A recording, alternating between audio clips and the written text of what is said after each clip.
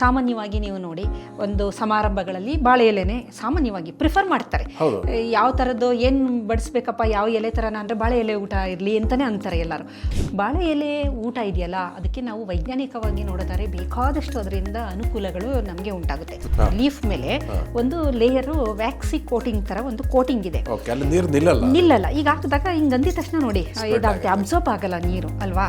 ಅದಕ್ಕೆ ಕಾರಣ ಏನಂದರೆ because of that waxy coating.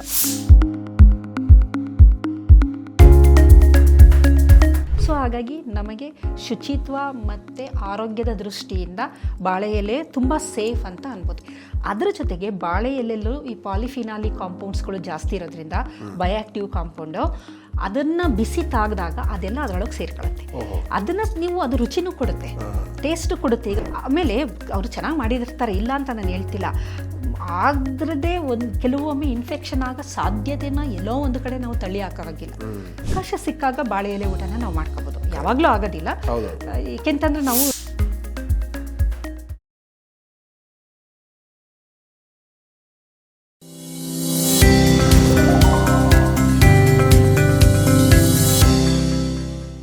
ನಮಸ್ಕಾರ ವೀಕ್ಷಕರೇ, ನೀವು ನೋಡ್ತಾ ಇದ್ದೀರಾ ವಿಷಾವಾಣಿ ಟಿವಿ ಸ್ಪೆಷಲ್. ನಾನು ಕೇಶವ ಪ್ರಸಾದ್.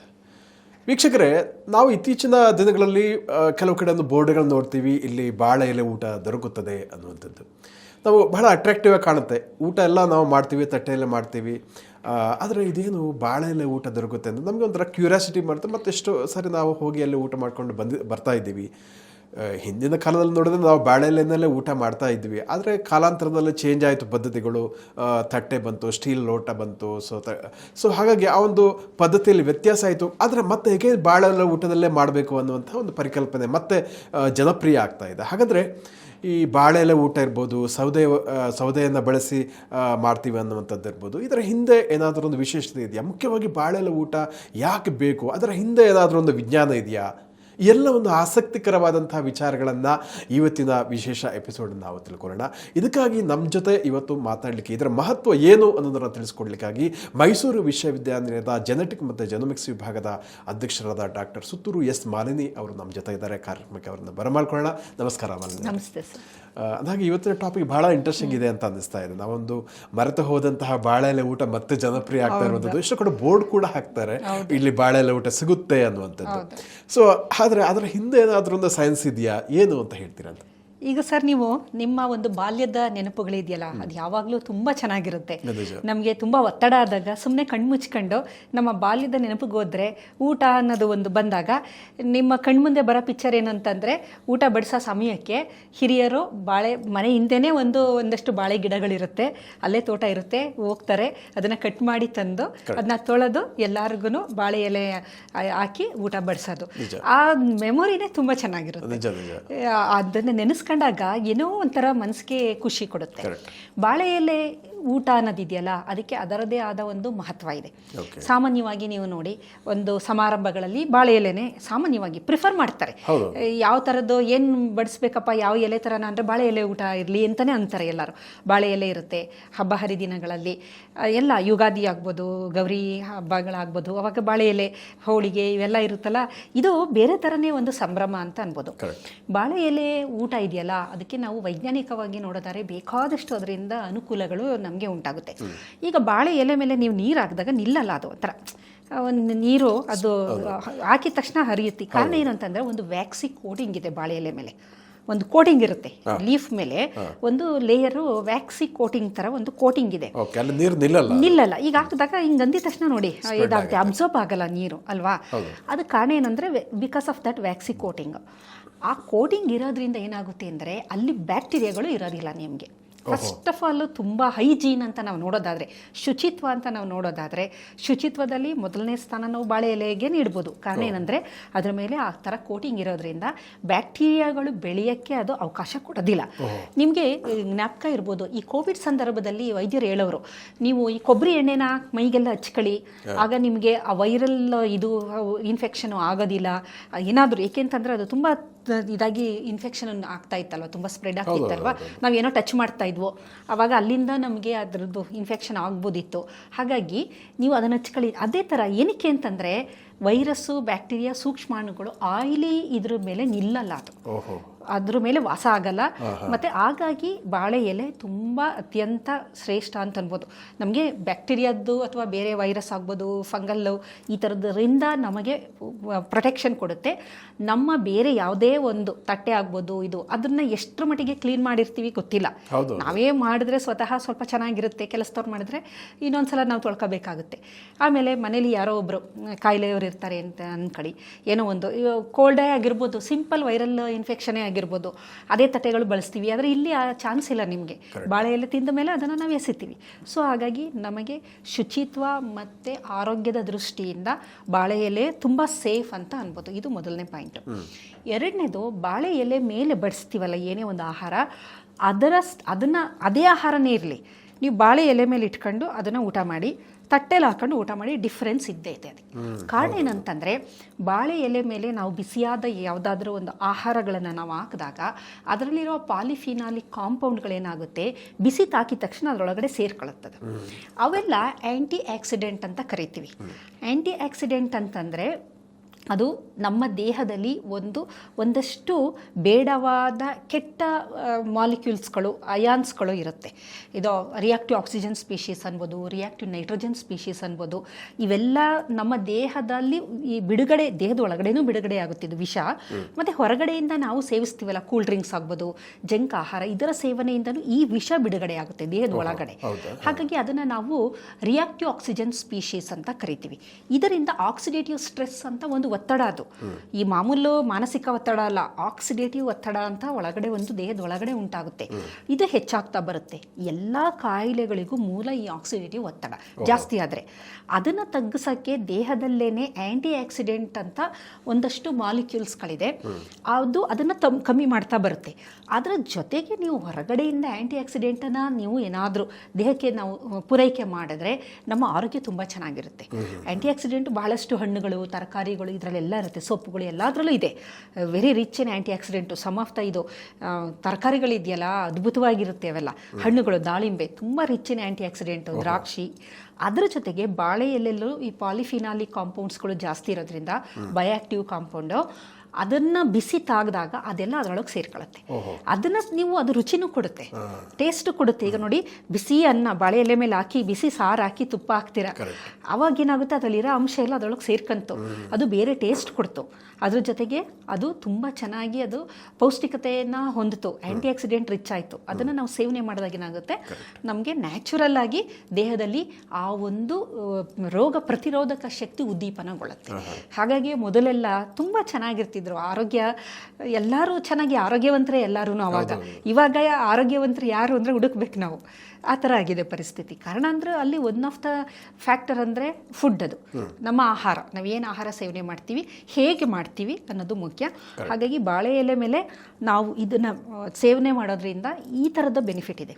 ಇದರ ಜೊತೆಗೆ ಬಾಳೆ ಎಲೆ ನಾವು ಈಗ ಬಡಿಸ್ತಾರೆ ನೋಡಿ, ಆ ಬಾಳೆ ಎಲೆ ಹಾಕೋದಕ್ಕೂ ಒಂದು ವಿಧಾನ ಇದೆ. ಅದ್ರದ್ದು ಆ ಒಂದು ಇದರದಿದೆ, ಒಂದು ಪೋರ್ಷನ್ನು ಯಾವ ಕಡೆ ಬರಬೇಕು ಅನ್ನೋದು ಒಂದು ಪದ್ಧತಿ ಇದೆ. ಅದು ಒಂದೊಂದು ಸಂದರ್ಭದಲ್ಲಿ ಒಂದೊಂದು ಥರ ಉಲ್ಟಾ ಹಾಕ್ತಾರೆ ಅದನ್ನು. ಅದು ಇಂಡಿಕೇಟ್ ಮಾಡುತ್ತೆ, ಇದು ಶುಭ ಕಾರ್ಯ, ಇದು ಅಶುಭ ಅನ್ನೋ ಥರದ್ದು ಒಂದು ಇಂಡಿಕೇಟ್ ಮಾಡುತ್ತೆ. ಅದು ಬಾಳೆ ಎಲೆ ಬಡಿಸ್ತಾರಲ್ಲ, ಅದು ಗ್ರೀನ್ ಕಲರ್. ಈಗ ಸಾಮಾನ್ಯವಾಗಿ ನೋಡಿ, ನೀವು ಕೆಲವೊಂದು ಕಲರ್ಸ್ಗಳು ನಿಮಗೆ ತುಂಬ ಒಂಥರ ಖುಷಿ ಕೊಡುತ್ತೆ, ಕಣ್ಣಿಗೆ ಮುದ ನೀಡುವಂಥದ್ದು ಗ್ರೀನು. ನಿಮಗೆ ಕಣ್ಣಿಗೆ ತುಂಬ ಸ್ಟ್ರೈನ್ ಆಯಿತು ಅಂತನ್ನಿ, ಆವಾಗ ನೀವು ಗ್ರೀನರಿ ನೋಡಿ, ಗಿಡ, ಮರ, ಪ್ಯಾಡಿ ಫೀಲ್ಡು, ಗ್ರೀನು, ಹಸಿರನ್ನ ನಾವು ನೋಡಿದ ತಕ್ಷಣ ಕೂಲಿಂಗ್ ಎಫೆಕ್ಟು ನಮಗೆ ಸಿಕ್ಕುತ್ತೆ. ಈಗ ನಾವು ತುಂಬ ಸ್ಟ್ರೆಸ್ಫುಲ್ಲಾಗಿ ಬಂದಿರ್ತೀವಿ, ಸುಸ್ತಾಗಿರುತ್ತೆ. ಸಾಮಾನ್ಯ ಊಟಕ್ಕೆ ಬರೋದು ಮಧ್ಯಾಹ್ನ ಅಂದಾಗ, ಮೊದಲೆಲ್ಲ ತುಂಬ ಕೆಲಸ ಮಾಡ್ಕೊಂಡು ಫಾರ್ಮರ್ಸು ಗದ್ದೆಯಲ್ಲಿ ಇಲ್ಲಿ ಎಲ್ಲ ಕೆಲಸ ಮಾಡೋರು, ತೋಟದಲ್ಲಿ ಮಾಡೋರು, ಆಮೇಲೆ ಬಂದು ಊಟಕ್ಕೆ ಕೂರೋರು, ಫುಲ್ಲು ಸ್ಟ್ರೈನ್ ಆಗಿರೋದು. ಬಂದು ಕೂತಾಗ ಬಾಳೆ ಎಲೆ ನೋಡಿದ ತಕ್ಷಣ ಒಂಥರ ನಿಮ್ಮ ಕಾಮ್ನೆಸ್ ಬಂದುಬಿಡುತ್ತೆ, ಅಲ್ಲಿ ಮೈಂಡು ಫುಲ್ಲು ಕಾಮ್ ಆಗಿಬಿಡುತ್ತೆ. ನಮಗೆ ಊಟ ಮಾಡೋಕ್ಕೆ ಮೊದಲು ಮನಸ್ಸು ಶಾಂತವಾಗಿರಬೇಕು. ನಾವು ವ್ಯಗ್ರವಾಗಿ ಊಟ ಮಾಡ್ತು ಅಂತಂದರೆ ಅದರಿಂದ ತುಂಬ ತೊಂದರೆಗಳು, ಗ್ಯಾಸ್ಟ್ರೈಟಿಸು, ಅದೆಲ್ಲ ನೆಕ್ಸ್ಟ್ ಲೆವೆಲ್ ಅಲ್ಸರ್ ಎಲ್ಲ ಆಗೋದು ಅದರಿಂದನೇ. ನಮಗೆ ಆ ಸೆಕ್ರೇಷನ್ ಇದೆಯಲ್ಲ ಒಳಗಡೆ, ನಮ್ಮ ರಸಗಳು, ಬೇರೆ ಬೇರೆ ಥರದ ಜೀರ್ಣ ರಸಗಳು, ಅದರದ್ದು ಪ್ರಮಾಣದಿಂದನೇ ನಮಗೆ ಬೇರೆ ಥರದ ಕರುಳಿನ ಸಮಸ್ಯೆಗಳು ಉಂಟಾಗೋಂಥದ್ದು. ಈಗ ಬಾಳೆ ಎಲೆನ ನಾವು ಕೂತ್ಕೊಂಡು ನೋಡ್ತೀವಿ, ನೋಡಿದಾಗ ಗ್ರೀನು, ಕಣ್ಣಿಗೆ ತಂಪಾಯಿತು, ನಮ್ಮ ಗಮನ ಬಾಳೆ ಎಲೆ ಕಡೆ ಹೋಯಿತು. ಅಂದರೆ ಊಟ ಮಾಡೋಕ್ಕೆ ಮೊದಲು ನಮ್ಮ ಪಂಚೇಂದ್ರಿಯಗಳು ನಮ್ಮ ಊಟದ ಕಡೆಗೇ ಅದು ಗಮನ ಕೊಟ್ಟಿರಬೇಕು. ಹಾಗಾಗಿ ಊಟದ ಕಡೆ ಅದು ಹೋಯ್ತು. ನೆಕ್ಸ್ಟ್ ಬಾಳೆ ಎಲೆಯಲ್ಲಿ ಬಡಿಸೋದಿದೆಯಲ್ಲ, ಅದು ಒಂದು ಸಿಸ್ಟಮ್. ಅದು ಉಪ್ಪು, ಉಪ್ಪಿನಕಾಯಿ, ಪಲ್ಯ, ಕೋಸಂಬರಿ ಏನಿರುತ್ತೆ ಮನೇಲಿ ಸಿಂಪಲ್ ಊಟನೇ ಆಗಿರಲಿ, ಒಂದು ಸಿಸ್ಟಮ್ಯಾಟಿಕ್ ಆಗಿ ಹಾಕಿದಾಗ ಏನಾಗುತ್ತೆ ಅಂದರೆ ಬಾಡಿಗೆ ಸಿಗ್ನಲ್ ಹೋಯ್ತು. ಈಗ ಊಟ ಆಗ್ತಾ ಇದೆ, ಎಲ್ಲ ರೆಡಿ ಆಗ್ತಿದೆ ಅಂದರೆ ಊಟ ಬರ್ತಾ ಇದೆ, ಸೊ ಈಗ ನಾನು ಊಟ ಮಾಡಬೇಕು. ಊಟ ಮಾಡಿದಾಗ ಡೈಜೆಸ್ಟ್ ಮಾಡೋಕ್ಕೆ ನಮಗೆ ಅಮೈಲೇಸ್ಗಳು, ಸಲೈವರಿ ಅಮೈಲೇಸ್ಗಳು, ಆಮೇಲೆ ಪ್ರೋಟೀನ್ ಡೈಜೆಸ್ಟ್ ಮಾಡೋಂಥದ್ದು, ಕಾರ್ಬೋಹೈಡ್ರೇಟ್ ಡೈಜೆಸ್ಟ್ ಮಾಡೋದು, ಲಿಪಿಡ್ ಡೈಜೆಸ್ಟ್ ಮಾಡೋದು, ಏನೇನು ರಸಗಳು ದೇಹದ ಒಳಗಡೆ ಇರುತ್ತೆ ಅದೆಲ್ಲ ಸೆಕ್ರೀಷನ್ ಶುರು ಆಗ್ತಾ ಬರುತ್ತೆ. ಸೊ ಇದೆಲ್ಲ ಬಡಿಸಿದ ನಂತರ ನಾವು ಅದನ್ನ ಸೇವನೆ ಮಾಡ್ತೀವಿ. ನಮಗೆ ಏನೇ ಒಂದು ಆಹಾರ ಸೇವನೆ ಮಾಡಿದ್ರು ತುಂಬ ಅದು ಸಮಾಧಾನ ಆಗುತ್ತೆ.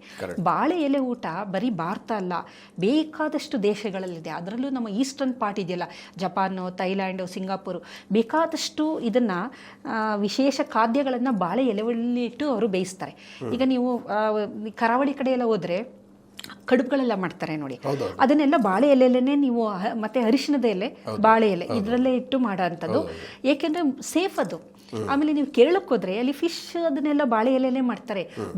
ಇದು ವೆಸ್ಟ್ ಬೆಂಗಾಲ್ಗೆ ಹೋದ್ರೆ ಈ ಮೀನಿನ ಖಾದ್ಯಗಳು ಮಾಡ್ತಾರಲ್ಲ, ಬಾಳೆ ಎಲೆಯಲ್ಲಿ ರ್ಯಾಪ್ ಮಾಡಿ ಮಾಡೋದು. ಏಕೆಂದರೆ ಬಾಳೆ ಎಲೆಯಲ್ಲಿಟ್ಟು ಬೇಯಿಸ್ತೀವಲ್ಲ ನಾವು, ಬರೀ ತಿನ್ನೋದೊಂದೇ ಅಲ್ಲ, ಬೇಯಿಸಿದಾಗ ಇನ್ನೂ ಅದರ ಅಂಶ ಎಲ್ಲ ಬಿಟ್ಕೊಳುತ್ತದೆ. ಇನ್ನೂ ರುಚಿ ಇನ್ನೂ ತುಂಬ ಚೆನ್ನಾಗಿರುತ್ತೆ, ಮತ್ತು ಇನ್ನೂ ಆರೋಗ್ಯಕ್ಕೆ ಅದು ಇನ್ನೂ ಪೂರಕವಾಗಿರುತ್ತೆ. ಹಾಗಾಗಿ ಈ ಕಡುಬುಗಳನ್ನೇ ಆಗಲಿ ಇದೆಲ್ಲ ಬಾಳೆ ಎಲೆಯಲ್ಲಿಟ್ಟು ಮಾಡಿದಾಗ ಅದಕ್ಕೆ ಆದ ಒಂದು ಸ್ವಾದಿಷ್ಟವಾಗೂ ಇರುತ್ತೆ ಮತ್ತು ಆರೋಗ್ಯಕರವಾಗೂ ಇರುತ್ತೆ. ಇದರ ಜೊತೆಗೆ ಇದು ಬಯೋಡಿಗ್ರೇಡಬಲ್, ಸುಲಭವಾಗಿ ಇದು ಮಣ್ಣಿನಲ್ಲಿ ಕೊಳತು, ಸಾರಜನಕ, ರಂಜಕ ಎಲ್ಲ ಪುನಃ ಭೂಮಿಗೆ ಹೋಗುತ್ತೆ. ಹಾಗಾಗಿ ರೀಸೈಕಲ್ ಆಗುತ್ತೆ. ಇದು ಒಂದು ಪರಿಸರದ ದೃಷ್ಟಿಯಿಂದ ಈಗ ವಿಶ್ವ ಪರಿಸರ ದಿನಾಚರಣೆ ಮಾಡಿದ್ದಾರೆ. ಇಂಥದ್ದೆಲ್ಲ ಸಣ್ಣ ಸಣ್ಣ ವಿಚಾರ ಆದರೂ ಎಲ್ಲಿ ಸಾಧ್ಯನೋ ಅದನ್ನು ನಾವು ಅಳವಡಿಸ್ಕೊಳ್ಬೇಕಾಗುತ್ತೆ. ಬಯೋಡಿಗ್ರೇಡಬಲ್, ಅದೇ ನಾವು ಪ್ಲಾಸ್ಟಿಕ್ಕು, ಥರ್ಮಾಕೋಲ್ ತಗೊಂಡ್ರೆ ನಿಮಗೆ 500 ವರ್ಷಗಳು ಬೇಕದು ಕೊಳಿಯೋಕ್ಕೆ. 500 ವರ್ಷ ಬೇಕಾಗುತ್ತೆ. ಈ ಥರ್ಮಾಕೋಲ್, ಪ್ಲಾಸ್ಟಿಕ್ ಅಂತೂ ಬಯೋಡಿಗ್ರೇಡಬಲ್ಲೇ ಅಲ್ಲ. ಅದು ಸಣ್ಣ ಸಣ್ಣ ಚೂರು ಆಗಿ ಮೈಕ್ರೋ ಪ್ಲಾಸ್ಟಿಕ್, ನ್ಯಾನೋ ಪ್ಲಾಸ್ಟಿಕ್ ಆಗುತ್ತೆ ಹೊರತು ನಿಮ್ಮ ಕಣ್ಣು ಕಾಣ್ತಿಲ್ಲ. ಬಟ್ ಇದೆ, ಅದು ವಾತಾವರಣದಲ್ಲಿ ಇದೆ, ಕಣ್ಣು ಕಾಣ್ತಾ ಇಲ್ಲ. ಆದರೆ ಈ ಬಾಳೆ ಎಲೆ ಇವೆಲ್ಲ ಏನಾಗುತ್ತೆ ಅಂದರೆ ಬಯೋಡಿಗ್ರೇಡಬಲ್ ಆಗಿರೋದ್ರಿಂದ ಅದು ಒಂದು ಪರಿಸರ ಸ್ನೇಹಿ ಅಂತ ನಾವು ಹೇಳ್ಬೋದು. ಇದರ ಜೊತೆಗೆ ನಮಗೆ ಯಾವ ಆಕಾರಕ್ಕೆ ಬೇಕೋ ಆ ಆಕಾರಕ್ಕೆ ಬಾಳೆ ಎಲೆನ ಕಟ್ ಮಾಡ್ಕೋಬೋದು. ಎಷ್ಟೆಷ್ಟು ಬೇಕೋ ಸಣ್ಣದಾಗೂ ಮಾಡ್ಬೋದು, ದೊಡ್ಡದಾಗಿ ಮಾಡ್ಬೋದು, ಯಾವ ಶೇಪಲ್ಲಿ ಬೇಕು ಮಾಡ್ಬೋದು. ಸೊ ಇದು ಹೆಂಗೆ ಅಂತಂದರೆ ವೆರಿ ಕಂಫರ್ಟಬಲ್, ಯೂಸರ್ ಫ್ರೆಂಡ್ಲಿ ಅಂತ ನಾವು ಏನೇನು ಇದು ಮಾಡ್ತೀವಿ ಆ ಥರ ಪರಿಸರ ಸ್ನೇಹಿ ಆಯಿತು, ನಮಗೂ ಸುಲಭ. ಮತ್ತು ಎಷ್ಟು ಜನಕ್ಕೆ ಬೇಕಾದ್ರೂ ನೀವು ಊಟ ಬಡಿಸ್ಬೋದು. ಈಗ ತಟ್ಟೆಗಳು ಅವೆಲ್ಲ ಅಂತಂದರೆ ಸ್ಟೀಲ್ದೆಲ್ಲ ಆಯಿತು ಅಂದರೆ ನಿಮಗೆ ಲಿಮಿಟೆಡ್ ನಂಬರ್, 300, 500 ಇಷ್ಟೇ. ಆದರೆ ಇದು ನೀವು 1000 ಜನಕ್ಕೂ ಬೇಕಾದ್ರೆ ಊಟ ಬಡಿಸ್ಬಿಡ್ಬೋದು, ತರ್ಬೋದು, ಊಟ ಬಡಿಸ್ಬೋದು. ಮತ್ತು ಆರೋಗ್ಯಕ್ಕೂ ಒಳ್ಳೆಯದು, ಮತ್ತು ಸುಲಭನೂ ಅಷ್ಟೇ. ಇದು ಪುನಃ ಅದನ್ನು ನಾವು ತೊಳೆಯೋದು ಏನು ಇರೋದಿಲ್ಲ ನಮಗೆ.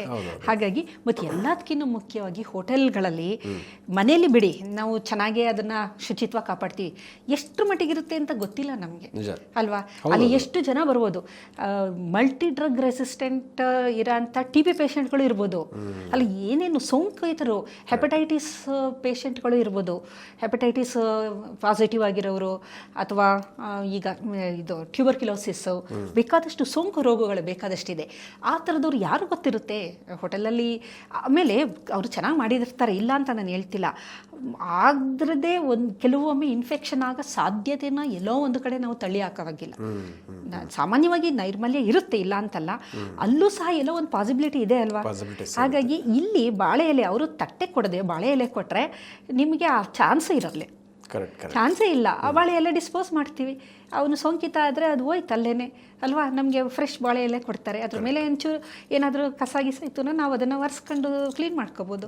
ಹಾಗಾಗಿ ಎಲ್ಲ ದೃಷ್ಟಿಯಿಂದನೂ ಬಾಳೆ ಎಲೆ ಸೇಫ್ ಅದು, ಮತ್ತು ಶುಚಿತ್ವನ ಕಾಪಾಡುತ್ತೆ. ಎಲ್ಲಕ್ಕಿಂತ ಮುಖ್ಯವಾಗಿ ಆರೋಗ್ಯಕ್ಕೆ ಪೂರಕ ಅದರಲ್ಲಿರೋ ಅಂಶಗಳು, ಮತ್ತು ನಮ್ಮ ಜೀರ್ಣಾಂಗ ಒಂದು ವ್ಯವಸ್ಥೆ ಅಥವಾ ನಮ್ಮ ಆಹಾರ ಚೆನ್ನಾಗಿರಬೇಕು, ನಮ್ಮ ಕರುಳಿನ ಆರೋಗ್ಯ, ದೇಹದ ಆರೋಗ್ಯ ಅಂತ ಒಟ್ಟಾರೆ ನೋಡೋದಾದರೆ ಬಾಳೆ ಎಲೆ ಊಟ ತುಂಬ ಒಂದು ದಿ ಬೆಸ್ಟ್ ಅನ್ಬೋದು. ಅವಕಾಶ ಸಿಕ್ಕಾಗ ಬಾಳೆ ಎಲೆ ಊಟನ ನಾವು ಮಾಡ್ಕೋಬೋದು, ಯಾವಾಗಲೂ ಆಗೋದಿಲ್ಲ. ಏಕೆಂತಂದ್ರೆ ನಾವು ಥಿಯರಿಟಿಕಲ್ಲಿ ಎಲ್ಲ ಹೇಳ್ಬೋದು, ಅದನ್ನು ಪ್ರಾಕ್ಟಿಕಲ್ ಆಗಿ ಮಾಡಬೇಕಾದ್ರೆ ಆಗಲ್ಲ ಅದು ಎಲ್ಲ ಸಂದರ್ಭದಲ್ಲೂ. ಹಾಗಾಗಿ ನಾವು ಮೋರ್ ಆಫ್ ಸ್ವಲ್ಪ ಪ್ರಾಕ್ಟಿಕಾಲಿಟಿಯಾಗಿ ಇರೋಂಥದ್ದನ್ನ ಮಾತಾಡೋಣ. ಸೊ ಎಲ್ಲಿ ಸಾಧ್ಯನೋ ಮಾಡೋಣ, ಅವಕಾಶ ಸಿಕ್ಕಿದ್ರೆ. ತಟ್ಟೆ ನಮಗೆ ಆಪ್ಷನ್ನು, ಬಾಳೆ ಎಲೆ ಊಟ ಇದೆ ತಟ್ಟೆದು ಅಂತಂದರೆ ಬಾಳೆ ಎಲೆ ಹೋಗೋಣ, ಅವಕಾಶ ಇದೆ. ಹಾಗಾಗಿ ಸಾಧ್ಯವಾದಾಗ ಬಾಳೆ ಎಲೆ ಊಟ ಮಾಡಿ, ನಿಮ್ಮ ಊರುಗಳಿಗೆ ಹೋಗಿ ಬಾಳೆ ತೋಟ ಇದ್ದು ಬಾಳೆ ಎಲೆ ಇತ್ತು ಅಂತಂದರೆ ದಯವಿಟ್ಟು ಅದನ್ನೇ ಇದು ಮಾಡಿ. ಏಕೆಂದರೆ ಅವಕಾಶಗಳು ಅಪರೂಪ. ನೀವು ಬೆಂಗಳೂರಿನಲ್ಲಿ ಇರೋರಿಗೆ ಅಂಥ ಅವಕಾಶಗಳೇ ಕಮ್ಮಿ ಇರೋದ್ರಿಂದ ಅವಕಾಶ ಸಿಕ್ಕಾಗ ಆ ಒಂದು ಪರಿಸರದ ಜೊತೆ ನಾವು ಸೇರಿಕೊಂಡು ಅದನ್ನ ಅಂಶವನ್ನು ನಾವು ತಗೊಳ್ಳೋದ್ರಿಂದ ನಮ್ಮ ಆರೋಗ್ಯ ತುಂಬ ಚೆನ್ನಾಗಿರುತ್ತೆ.